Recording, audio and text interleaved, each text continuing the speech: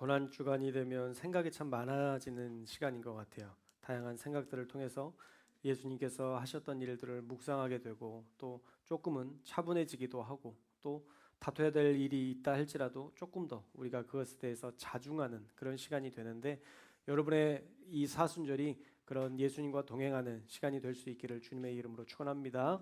오늘 우리가 찬양을 들었던 것처럼 예수님의 그 갈보리, 그 십자가를 늘 기억하며 살아야 우리가 그렇게 살아갈 수 있는 것 같아요. 오늘은 진짜와 가짜를 분별하는 법이라는 제목으로 하나님의 말씀 나누려고 합니다. 여러분, 요즘은요 진짜와 가짜를 구별하기가 진짜 어려운 시대가 됐습니다. 영상도 AI로 만들잖아요. 요즘 여러분들 유튜브에서 보는 그런 뉴스에 보면 아나운서가 나오지만 그 아나운서 중에도 AI로 만든 아나운서들이 있습니다.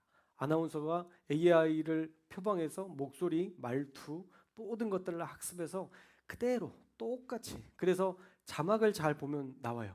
이 자막은, 이 영상은 어떤 AI로 만든 겁니다. 뭐 이런 게 나오거든요. 얼마 전에 TV에도 광고 영상에 이런 문구가 있더라고요. 이 영상, 이 광고는 AI로 만든 영상입니다 라고 나와 있어요. 갈수록 AI의 그 인공지능의 영향력이 커지고 있다라는 증거고요. 우리만 해도 이 인공지능 안에 살아가는 것들이 너무 많아요. 핸드폰부터 해서 핸드폰으로도 요즘 집에 불을 다 켜기도 하고 집에 있는 뭐 에어컨, 보일러 이런 거 다 핸드폰으로 킬 수 있는 시대거든요. 아예 집에 들어가기 전에 집에 따뜻하게 해놓고 그렇게 들어가는 시스템으로 완전히 다 바뀌어졌어요. 예전에는 사람이 일일이 다 찍고 편집하고 수정하는 과정을 거쳤다면 이제는 인공지능에 명령어만 집어넣으면 그대로 구현해냅니다. 그래서 정말 점점 더 진짜와 가짜를 구별하기가 어려운 시대가 됐어요.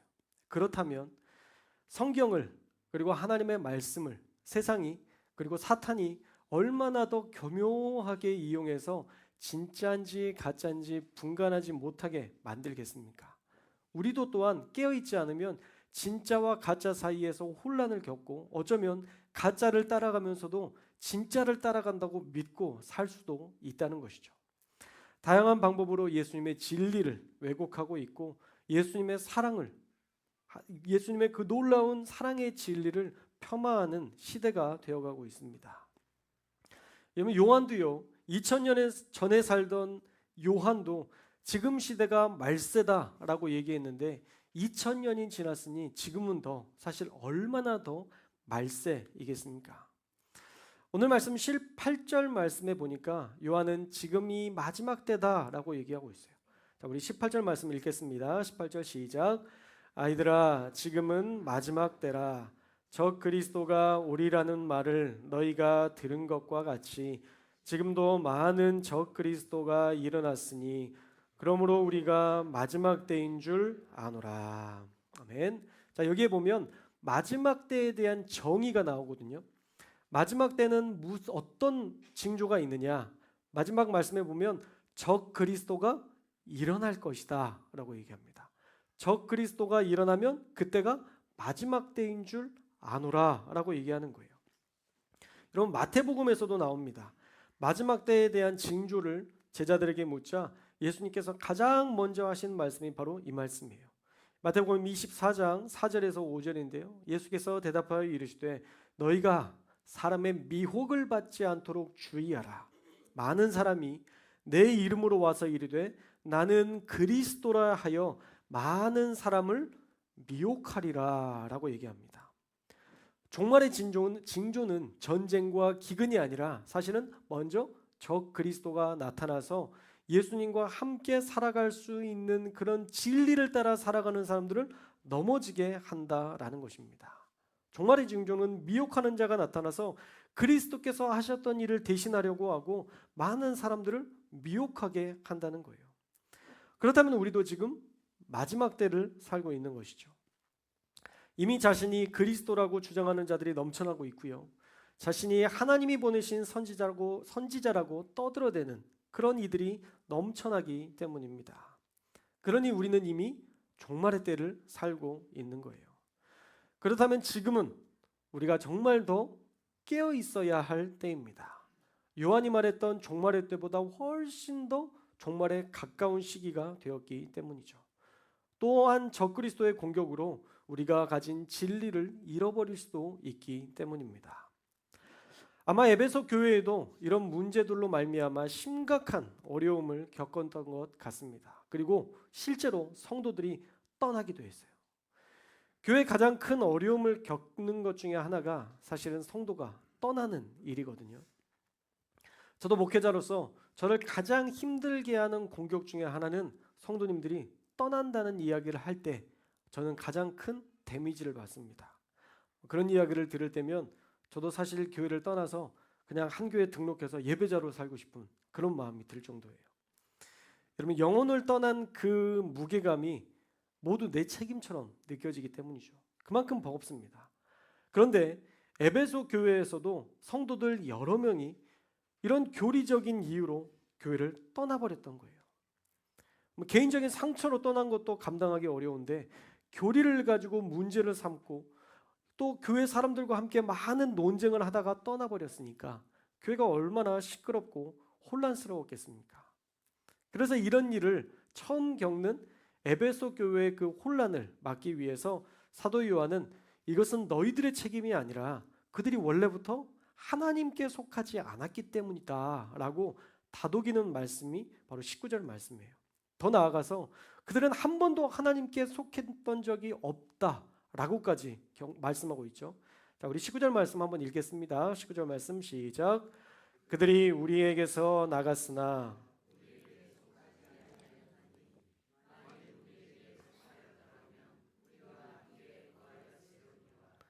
그들이 나간 것은 다 우리에게 속하지 아니함을 나타내려 함이니라. 아멘. 자, 그들이 우리에게서 나갔다라고 말하죠. 그리고 그들은 우리에게 속하지 않았기 때문이다라고 말씀합니다. 덧붙여서 그들은 예수님을 부인했기에 하나님을 알지 못하는 자들이었다라고까지 단언합니다. 23절 말씀도 읽겠습니다. 23절 시작. 아들을 부인하는 자에게는 또한 아버지가 없으되 아들을 시인하는 자에게는 아버지도 있느니라. 아멘. 여기에서 아들은 누구예요? 예수님. 아버지는 누구예요? 하나님입니다. 예수님과 하나님은 절대 떨어져서 생각할 수 없는 영역이죠. 아들을 부인하는 자는, 예수님을 부인하는 자는 아버지 하나님도 없는 것이고 하나님께 속한 사람도 아니었다라는 것을 증명한다라고 얘기하는 것이죠. 여러분, 거짓에 속하고 거짓을 진리로 믿었던 영지주의자들, 자기가 믿고 싶은 대로 믿는 그들의 끝에는 하나님이 없다는 거예요. 그런데 문제는 하나님 없는 그들과 우리가 세상 속에서 어쩔 수 없이 함께 살아가야 된다는 거예요. 그들의 억지스러운 주장과 악한 본성을 따르는 논리를 교회 성도들이 세상 속에서 만나게 될 가능성이 있는 것이죠. 여러분, 우리 여기 전도하라고만 조금만 단어 보면요, 하나님의 교회 성도들이 복음을 전합니다. 자기들의 복음. 신천지, 조금만 더 가면 JMS, 우리 주변에 얼마나 많은 이단들이 있는지 몰라요. 그런데 우리가 그들과 완전히 동떨어져서 사느냐? 그렇지 않다는 거죠. 우리가 같은 옥년동에 살고 있습니다. 그러니까 그들을 만날 수밖에 없는 구조 안에 우리가 있는데, 우리가 그들을 향하여서 대적할 논리가 있고 지혜가 있고 힘이 있느냐? 이게 정말 중요한 문제라는 것이죠. 아예 안 본다면 괜찮지만 만날 수밖에 없다니까요. 여러분, 신천지 사실은 말도 안 되는 논리를 가지고 접근합니다. 우리가 조금만 알고 조금만 공부하면 이건 정말 수준 낮은 논리인데 그게 먹히잖아요. 통일교, JMS, 추악한 성추행의 교리로 접근하는데 그것도 현혹되잖아요. 제가 아는 서울신대 후배도 신천지에 넘어갔다는 소문을 듣기도 했고요. 신학과는 아니었는데 또 오래 목회를 했던 목사님이 신천지에 빠졌다는 이야기를 우리도 종종 듣기도 합니다. 왜 그럴까요? 왜 정통교회에서 오래도록 예배를 드리고 말씀으로 살았던 사람들이 그들의 현혹에 그렇게 쉽게 넘어가 버렸을까요? 그럼 이유는 간단합니다. 그들을 대적할 힘이 없기 때문이에요. 그들을 대적할 논리가 없기 때문이에요. 그들을 대적할 지혜가 없기 때문입니다. 지금 나에게 하시는 하나님의 말씀을 분별하지 못하고 깨닫지 못했기에 적그리스도의 허접한 미혹에 넘어가고 말았던 것입니다. 그럼 제가 계속 미혹이라고 이야기하는 이유는요, 그것은 절대 진리를 쫓는 여정이 될 수 없기 때문이에요. 그것이 아무리 괜찮아 보이고 논리적으로 맞아 보이지만 그것이 진리로 이끌거나 하나님께로 이끌지 못하기 때문에 이것은 미혹이고 어쩌면 가스라이팅이고 그들의 속임수와 종교 사기인 것입니다.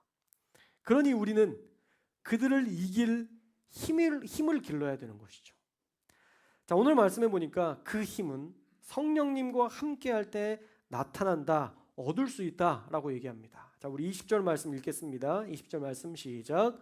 너희는 거룩하신 자에게서 기름 부음을 받고 모든 것을 아느니라. 아멘. 여러분, 예수님을 잘 믿는 사람은 거룩하신 자, 거룩하신 영이신 성령으로부터 기름 부음을 받게 된다라고 말씀합니다. 성령의 기름 부음이라고 말하는 이 단어는요, 여러분들이 너무 잘 아는 단어예요. 카리스마. 뭐라고요? 카리스마. 여러분, 카리스마는요, 인상 쓰는 게 카리스마가 아니에요. 카리스마는 뭐예요? 성령의 기름 부으심이에요. 하나님께서 우리 가운데 역사하시는 놀라운 기름 부으심이 카리스마입니다. 그런데 이 카리스마의 뜻은 무엇이냐면 영어 성경에 보면 로얄 기프트라고 되어 있는데 왕이 주시는 선물이라는 뜻이에요. 왕이 주시는 선물. 성령의 기름 부으심은 왕이 주시는 선물인데 이것을 또 우리는 한자로 은사라고 표현합니다. 은사. 하나님이 선물로 주시는 은사, 성령의 기름 부으심을 통해서 우리는 그리스도의 일과 적그리스도의 일을 분별할 수 있게 되는 거예요. 결국 성령의 사람만이 이 미혹에 넘어가지 않게 된다라는 결론에 이를 수 있습니다. 여러분, 20절 말씀에 보시면 기름 부음을 받으면 뭐라고 되어 있어요? 모든 것을 알게 된다라고 말씀합니다.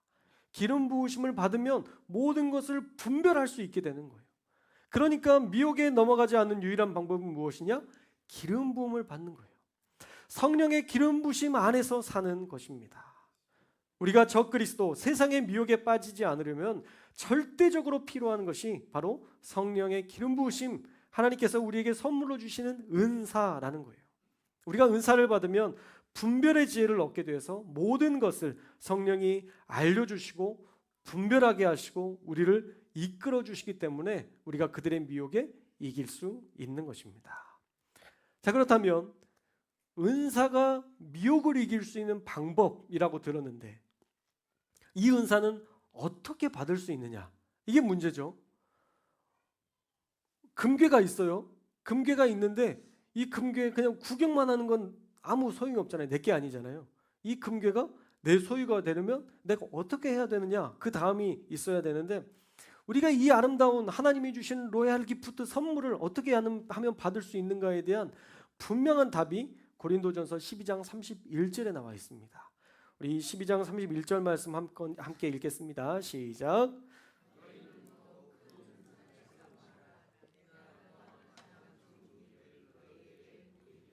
아멘. 자, 은사는 우리가 사모할 때 주시는 것이다 라고 얘기하죠. 너희는 더욱 큰 은사를 사모하라. 내가 또한 네가 그렇게 사모하면 가장 좋은 길을, 가장 좋은 것을 너희에게 보일 것이다. 그냥 보여주고 끝날까요? 아니죠. 주신다는 의미죠. 내가 너희에게 가장 좋은 것을 보여주고 그것으로 너희에게 충만하게 하리라 라는 말씀입니다. 여러분, 카리스마라는 말 자체가 왕이 주시는 선물이라고 그랬잖아요. 로얄 기프트, 왕이 주시는 선물인데 왕 되신 하나님께서 주시는 선물이니까 뭐예요? 하나님께서 주시고 싶을 때 주시는 거예요. 그래서 우리가 받고 싶다고 막 받는 게 아니에요, 여러분. 하나님의 은사는 그렇잖아요. 방언에 대해서 사모하고 막 기도했는데 어떤 사람은 못 받기도 하잖아요. 그런데 어떤 사람은 너무 쉽게 받기도 해요. 하나님 뭐예요? 뭐가 기준이에요? 하나님 마음인 거예요. 하나님 마음인 거예요. 이 사람이 성격이 정말 이상하고 너무 괴팍하고 뭐 이런 사람이 다 있어 싶은 사람이 어느 날 은사 받았다고 해요. 어느 날 방언을 받았대요. 어느 날 하나님께서 역사하시는 놀라운 기적을 체험했대요. 왜 그래요? 그 사람은 좋게 해서 변하지 않을 사람이니까 하나님이 강권적으로 만나주신 거예요. 그러면 사도 바울 알잖아요. 사도 바울 막 사람 죽이고 기독교인들 때려잡고 맨날 고소고발했던 사람. 왜 그 사람을 예수님께서 직접 만나주셨겠어요? 선지자본에서는 안 바뀌는 사람이거든요. 그러니까 예수님께서 직접 만나주셨던 거예요. 여러분들이 직접 만나지 못한 것은 예수님을 직접 만나지 않아도 믿을 만한 사람이니까 만나주시지 않은 줄로 믿습니다. 하나님께서 주신 이 말씀만 가지고도 믿을 사람이니까 하나님께서 여러분들을 직접적으로 막 그 성령의 충만한 엄청난 기적 같은 역사들을 보여주지 않는 줄로 믿습니다. 여러분 직접 본 게 좋은 거예요? 안 보고도 믿는 게 좋은 거예요? 안 보고도 믿는 게 좋은 거예요. 너는 본 거로 믿느냐? 보지 않고 믿는 자가 복되도다. 할렐루야. 여러분 안 보고 봐도 복되지만 보고 봐도 복돼요. 그러나 우리가 우리의 자리에서 하나님께서 주시는 그 은사는 가장 중요한 핵심은 무엇이냐면 하나님의 은사는 주고 싶은 자에게 하나님께서 주시는 거예요. 그런데 우리가 일반적인 상식으로 생각할 때 자 여기 물이 있어요. 자, 물 먹을 사람 다들 먹기 싫어하는 것 같죠? 제가 먹었으니까. 근데 먹기 싫은 사람한테 자, 물 먹어요. 아무리 준다고 해도 좋아할 사람이 없죠. 제가 줘놓고도 별로 기분이 안 좋을 거예요. 별로 좋아하지도 않는 사람한테 이거 주는 거. 하나님이 은사를 주시는 것도 마찬가지예요. 하나님이 그 은사를 주시는 것도 정말 오늘 말씀에도 나와 있었잖아요. 그 큰 은사를 사모하라. 그 사모하라는 그 단어 자체가 그냥 이거 저거 갖고 싶다. 그 정도의 욕심이 아니라 진짜 얻을 때까지 그것을 내가 받기까지 정말 사슴이 그 시냇물을 갈망하는 그 자기의 생명을 걸고 먹지 않으면 죽는 그 생명을 걸고 그것들을 사모하는 그 사모함을 가질 때에 하나님께서 은사를 주시는 것입니다. 은사를 얻고 싶다라는 생각이 아니라 그것을 얻기 위한 액션이 있어야 된다는 거죠. 여러분 부자가 되고 싶다라는 생각이 여러분들을 부자로 만들어줍니까? 여러분 부자 되고 싶어 라고 생각해서 부자가 된 사람이 있어요? 없어요. 부자가 되고 싶다. 그러면 어떻게 해야 되지? 원래 이 정도 돈을 모아서 내가 이렇게 상점을 또 이렇게 만들고 이 상점이 좀 커지면 땅도 사고 이러면서 계획을 세운 사람들이 부자가 되는 거예요. 여러분 은사 역시도 마찬가지입니다.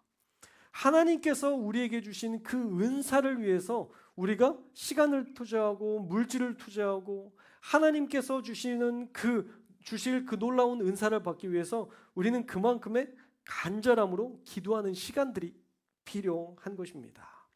그럴 때에만 우리가 성령의 기름 부으심을 받고 진리와 진리가 아닌 것을 분별할 수 있는 힘을 가지고 적그리스도의 생각과 대적할 수 있는 거예요.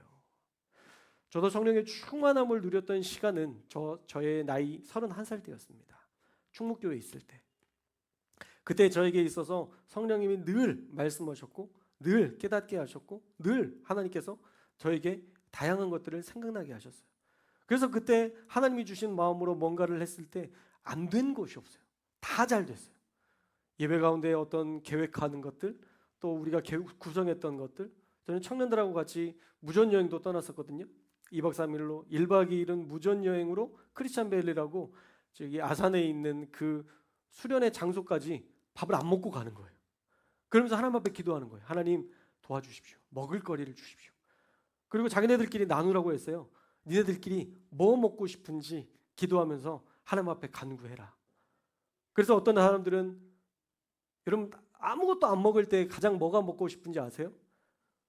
항상 라면이에요. 신기하게 라면이에요. 군대 가면 제일 먼저 라면이 먹고 싶고 진짜 아무것도 안 먹었을 땐 꼭 라면이 먹고 싶어요. 이상해요. 근데 라면을 놓고 기도하는 사람은 라면을 먹었고요. 목사님 하나님 저 고기 먹고 싶어요 라고 기도했던 사람은 고기를 먹었고요. 기도한다고 이거 먹겠어? 라고 포기한 사람들은 쫄쫄 굶었어요. 신기하죠. 그들의 고백이 그래요. 아무것도 기도하지 않으니까 정말 하나님이 모든 곳에서 다 오지 마세요. 재수 없어요. 그러면서 계속 거부하고 어떤 사람들은 배불러 죽겠다는 고백까지 해요. 가는 곳마다 다 하나님께서 먹여주셔서 배불리 먹고 왔다고, 살쪄서 왔다고. 여러분, 하나님의 역사가 그런 겁니다. 하나님이 정말 깊이 역사하시는 그 은혜를 누릴 때 우리는 모든 것에서 자유로워지고 우리는 진리를 분별할 수 있는 힘과 능력도 생기는 것입니다. 사랑하는 여러분, 은사를 사모하시기를 주님의 이름으로 축원합니다. 은사는 성령의 충만함이에요. 여러분들이 성령과 동행하는 삶이에요. 그래서 성령이 충만해지면 이것도 괜찮고 저것도 괜찮아집니다. 근데 성령이 충만하지 않으니까 이것도 걸리고 저것도 걸리는 거예요. 제가 페이스북에 사진을 하나 올리고 글을 하나 올렸었는데 정말 신기한 현상을 봤거든요. 여기서 보면 달이 보이고요. 그리고 밝아요. 그리고 바로 뒤를 보니까 뒤에는 노을이 져 있고 달이 지기 시작해요. 이 두 가지 현상이 앞과 뒤가 완전히 다르더라고요. 와, 이게 뭔가, 이게 뭐지?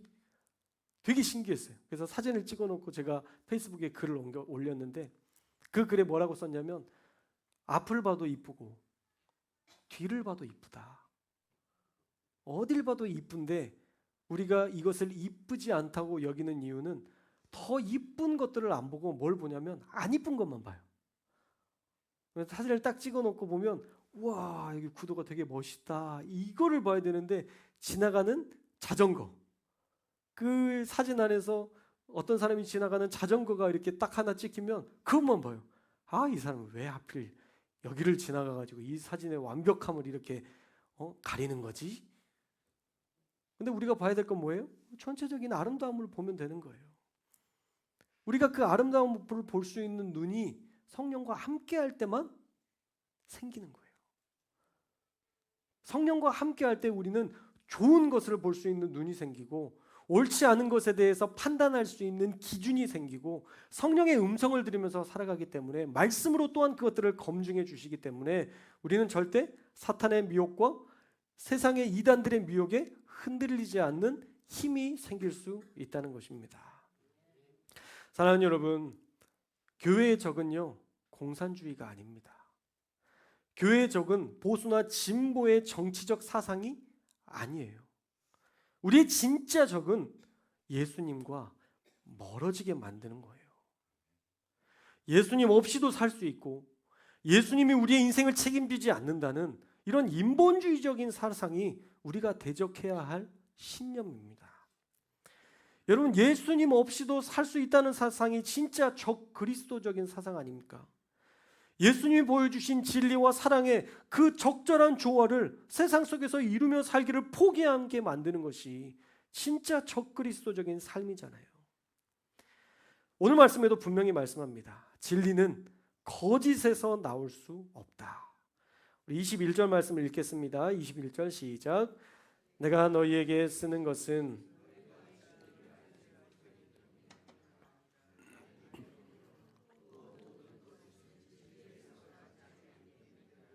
아멘.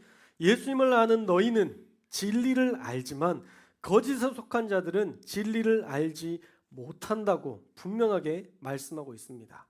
그러니 성령 안에서 기도하며 성령의 기름 부으심을 입고 예수님의 진리를 따라 사는 자만이 적그리스도적인 사상과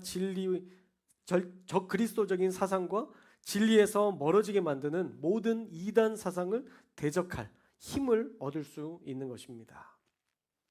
사랑하는 여러분, 우리도 깨어있지 않으면 금세 무너질 수 있다는 것을 여러분 기억하며 주의해야 합니다.